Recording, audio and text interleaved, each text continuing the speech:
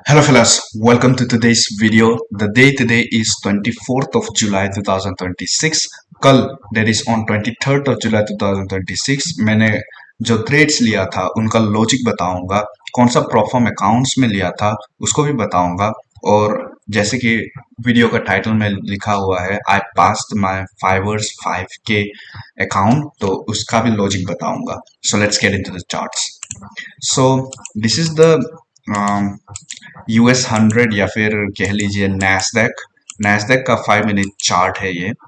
तो यहाँ पे जो टाइम मैं बताऊंगा that will be based on New York time. यहाँ पे आप देख सकते हो UTC 4 New York. So my very first trade was in the time of entry of my very first trade was, आपको दिखाऊंगा मैं, 1:54 AM New York time. So 1:54 AM will be in this candle. यहाँ पे ये जो 150 का 5 मिनट बेयरिश कैंडल बना है, यहाँ पे ये वाला फर्स्ट वाला, यहाँ पे मेरा फर्स्ट एंट्री बन गया था। तो इसमें लॉजिक क्या था? Logic was 5 minute break of structure towards upside का इनवैलिडेशन। यहाँ पे आप देख सकते हो ये जो ग्रीन लाइन मैंने बनाया है, this right here is a small swing point in 5 minute time frame. तो जब मार्केट ने इस स्विंग पॉइंट को ले लिया तो that means 5 minute break of structure towards upside हो गया। फिर जब मार्केट रिट्रेस मार्केट नीचे आ रहा था तो हमें 5 minute break of structure towards downside भी दिखा। यहाँ पे आप देख सकते हो ये स्विंग पॉइंट को जब मार्केट ने ले लिया।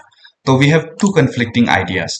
एक कि मार्केट 5 मिनट टाइम फ्रेम में ऊपर जाने के लिए इंडिकेट कर रहा है क्योंकि 5 minute break of structure towards upside भी है, और फिर दूसरा 5 minute break of structure towards downside भी है। That means market is telling that it wants to go down too. So हमारे पास दो आइडियाज है, either the market will go up और डाउन। तो मैंने डाउन साइड के लिए क्यों प्ले किया? इसमें आ जाता है हमारा higher time frame logic. So higher time frame में हम जाएंगे 1 hour time frame. So let's see 1 hour time frame क्या बता रहा है हमें। 1 आवर टाइम फ्रेम हमें क्या बता रहा है? 1 आवर टाइम फ्रेम हमें ये बता रहा है कि there was a fair value gap here, this is our point of entry. ये ऑरेंज बॉक्स जो दिख रहा है that is 1 hour fair value gap. तो हमें हायर टाइम फ्रेम ये बता रहा है कि 1 आवर फेयर वैल्यू गैप में मार्केट ने टैप किया। So there was a very high probability, or I would say there in my mind there was a higher probability that market will go down and at least take this green line right here। यहाँ पे relatively equal आपको cell side का liquidity दिख रहा होगा, यहाँ पे एक दो, this is sell side liquidity. और मजे की बात यह है कि this is Asian range low 2, Asian range का लो भी है।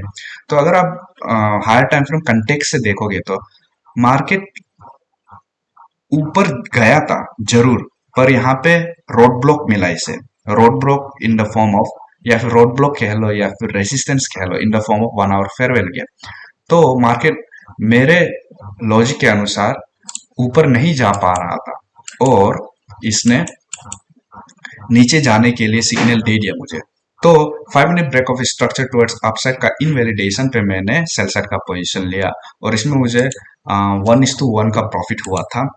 ये ट्रेड मैंने मेरे फाइवर्स का जो सेकेंड फेज 5K अकाउंट है उसमें लिया था। इसी के कारण मेरा जो फाइवर्स का 5K अकाउंट पास हो गया था।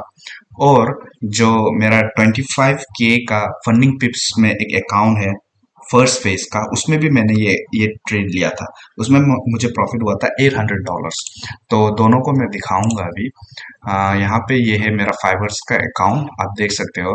अभी मेरे पास एक्टिव अकाउंट बस दो ही है। यहाँ पे आप देख सकते हो एक एक्टिव दिख रहा होगा, स्टेटस एक्टिव, ये है फंडेड अकाउंट। और फिर दूसरा यहाँ पे वेटिंग फॉर रिस्क दिख रहा है, this is funded account. On boarding चल रहा है क्योंकि कल मैंने फेज 2 को पार किया था। यहाँ पे जो डिसेबल्ड जो सेकेंड अकाउंट आपको दिख रहा है 2 लिखा हुआ है, this is the account where I traded yesterday. ये मेरा फेज 2 का अकाउंट है, अभी फिलहाल इनएक्टिव है। यहाँ पे आप देख सकते हो मेरा जो इक्विटी इज ऑलरेडी 5278, आपको बनाना होता है 5250, तो $78। कल पिछला जो वीडियो है उसमें अगर आप देखोगे तो मेरा प्रॉफिट टारगेट अचीव हो चुका था। इसमें बस minimum trading days requirement fulfil करना था, दैट इज 3। मीन्स आपको 3 प्रॉफिटेबल डेज रजिस्टर करना होता है और एक प्रॉफिटेबल डे में एटलीस्ट आपको 0.5% ऑफ इनिशियल अकाउंट बैलेंस बनाना होता है। और 0.5% ऑफ $5,000 इज $25। सो कल मैंने बस $26 बनाया था, ये मिनिमम प्रॉफिटेबल डेज रिक्वायरमेंट को फुलफिल करने के लिए। तो वो ट्रेड से ये हो गया फुलफिल और ये अकाउंट हो गया pass. So I will be waiting for my funded account. यहाँ पे ऑन बोर्डिंग उनका चल रहा है, मीन्स यहाँ पे आप देख सकते हो status waiting for risk funded account. तो अगर ये फंडेड अकाउंट मुझे मिल जाता है तो मेरे पास यहाँ दो फंडेड अकाउंट होगा, एक 5K का दो फंडेड अकाउंट हो जाएगा फाइवर्स में।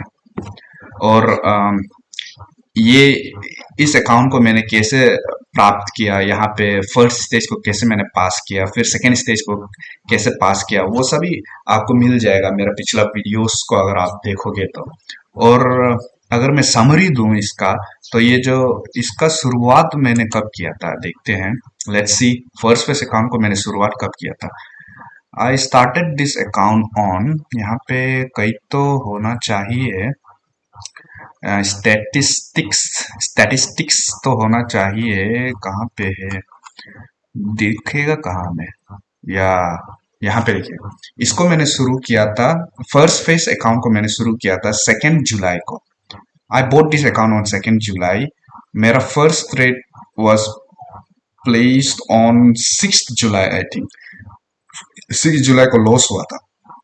फिर मेरा इक्विटी गिर के सबसे कम यहाँ पे इक्विटी गिरा था $4,563 8 जुलाई को। दैट मीन्स $63 रह गया था इस अकाउंट को ब्लो करने के लिए।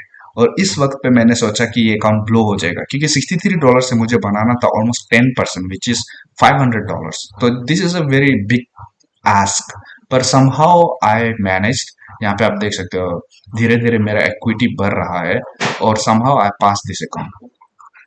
यहाँ पे आप देख सकते हैं 5,500। तो इसमें जरा ज्यादा समय लग गया, 2 जुलाई से शुरू हुआ था ये फर्स्ट फेस अकाउंट को पास करने के लिए, क्योंकि यहाँ पे इक्विटी आप देख सकते हो 4,563 तक गिर गया था। तो इसलिए समय लगा इसमें पास करने के लिए। शुरू किया था 2 जुलाई को और पास हुआ 20 जुलाई को फर्स्ट फेस अकाउंट। उसके बाद जो मेरा सेकेंड फेस अकाउंट है वो कब शुरू हुआ था उसे भी बताता हूँ। जो सेकेंड फेज का अकाउंट है उसे मैंने शुरू किया था, यहाँ पे आप देख सकते हो 20 जुलाई को मेरा मिल गया था, क्योंकि 20 जुलाई को फर्स्ट फेज पास हो गया था, फिर 20 जुलाई को मिल गया। तो मैं 21 जुलाई से शुरू किया था ट्रेडिंग करना, फिर 21 जुलाई को शुरू किया और 23 जुलाई को मैंने इसे पास कर दिया। सो फर्स्ट फेज में लगा कुछ 2 हफ्ते से ज्यादा, और फिर सेकेंड फेज को 1-2 दिन में ही पास कर दिया। So I am eligible for funded account right now. तो यहाँ पे आप देख सकते हो फाइवर्स में मेरे पास 2 ही अकाउंट है, दोनों फंडेड अकाउंट। ये अगर मिल जाता है तो 2 फंडेड अकाउंट हो जाएगा। और फिर मेरा जो फंडिंग टिप्स का डैशबोर्ड आपको दिखाऊंगा, इसमें जो 25K का अकाउंट था उसमें मैंने ट्रेड लिया था, यहाँ पे आप देख सकते हो। This is the 25K first face account in funding tips. तो यहाँ पे कल मेरा प्रॉफिट, नेट प्रॉफिट वाज $931। जो मेरा अभी जो ट्रेड मैंने बताया था उसमें मुझे $800 का प्रॉफिट हुआ था। उसके बाद मैंने और एक ट्रेड न्यूयॉर्क सेशन में भी लिया था, उसमें ऑलमोस्ट $100 ऐसा का प्रॉफिट हुआ था। उसे प्रॉफिट नहीं कहेंगे, ब्रेक इवन कहेंगे। Nonetheless $931 net profit for yesterday. तो अभी जो न्यूयॉर्क सेशन का जो ट्रेड था उसे डिस्कस करेंगे। So this was the London session trade 1:1 book. उसके बाद London session was finished for me. और फिर जब न्यूयॉर्क सेशन आया तो यहाँ पे आप देख सकते हो ये US 100 में ही था, नैस्डैक में ही मैं ट्रेड कर रहा था। न्यूयॉर्क सेशन में 9:30 AM ओपन को आप देखोगे तो यहाँ पे 9:30 AM ओपन, 9:30 AM ओपन होने के बाद मार्केट ऊपर गया। ऊपर जाने के बाद क्या बनाया, यहाँ पे आप देख सकते हो 5 minute breakout structure towards upside वापस बन गया। सेम ही लॉजिक मैंने यूज किया था, 5 minute breakout structure towards upside हो गया। फिर जब मार्केट रिट्रेस मार्केट नीचे जा रहा था, ऑलमोस्ट मेरा लॉजिक ये कह रहा था कि अगर मार्केट को ऊपर जाना है तो इतना नीचे ये रिट्रेस नहीं मारेगा। Means most of the time इतना रिट्रेसमेंट ये नहीं करेगा। ऐसा नहीं है कि इतना रिट्रेसमेंट मारने से मार्केट ऊपर नहीं जा सकता है, पर there is a higher probability that if market has retraced till more than 0.79% retracement, तो there is a chance that it might continue down और मार्केट का ट्रेंड अगर आप देखोगे तो हायर टाइम फ्रेम में 1 आवर टाइम फ्रेम में देखोगे तो कंटिन्यूअस बेरिश, यहाँ पे आप देख सकते हो कंटिन्यूअस बेरिश। तो जब कंटिन्यूअस बेरिश हो रहा था मार्केट, तो उसमें हमारा अगेंस्ट बायस ट्रेड का जो प्लान होता है वो यूजुअली उतना सक्सेसफुल होता नहीं है। अगर आप इम्पोर्टेंट पॉइंट ऑफ इंटरेस्ट या फिर कहाँ से सपोर्ट लेकर मार्केट जा सकता है उसको अच्छे से आइडेंटिफाई नहीं करोगे तो उतना प्रॉफिटेबल उतना सक्सेसफुल नहीं होता है। So I plan for going with bias means sell side के लिए।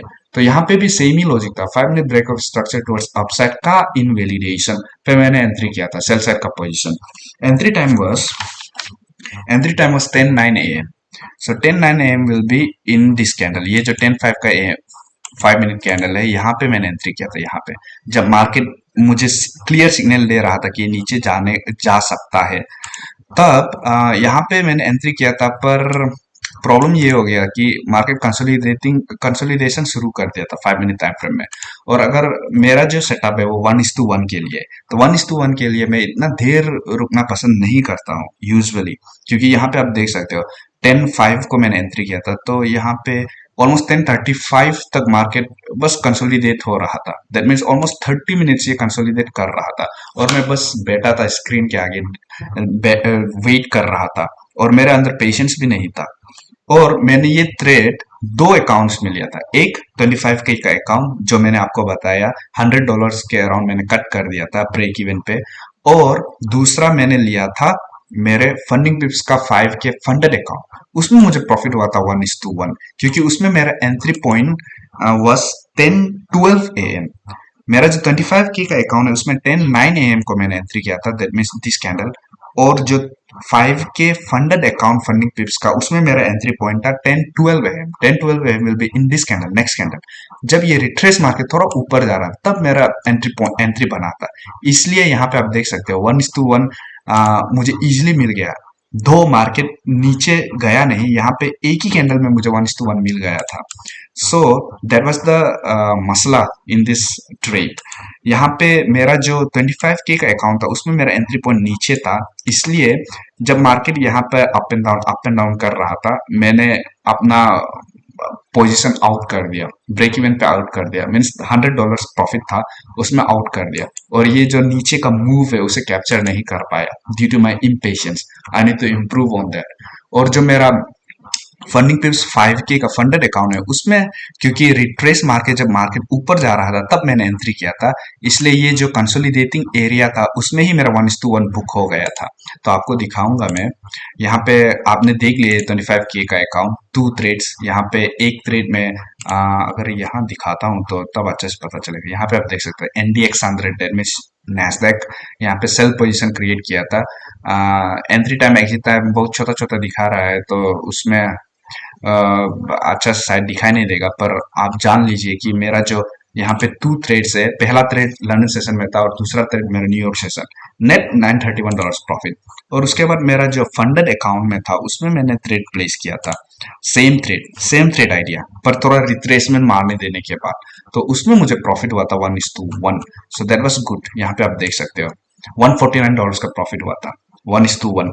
रिस्क किया था मैंने अराउंड $136, बनाया $149। सो $149, this is now eligible for पे out. Hope I don't screw it up. मैं सोच रहा हूँ कि और भी ट्रेड लूँ इसमें। अगर लॉस नहीं होगा तो मंडे तक मैं पे आउट रिक्वेस्ट कर पाऊंगा इस अकाउंट से। क्योंकि यहाँ पे आप देख सकते हो reward cycle is biweekly. Next reward July 27। हाँ, जुलाई 27। आज से फ्राइडे ना, तो सैटरडे संडे को काउंट नहीं करेंगे, तो 25, 26, 27 will be on Monday. Next Monday को रिक्वेस्ट कर पाएंगे। अगर मैं आज यहाँ पे लॉस बुक नहीं करता हूँ तो आई विल बी रिक्वेस्टिंग। अगर लॉस बुक करता हूँ तो I won't be able to request. So that's the update from this video. Bye bye.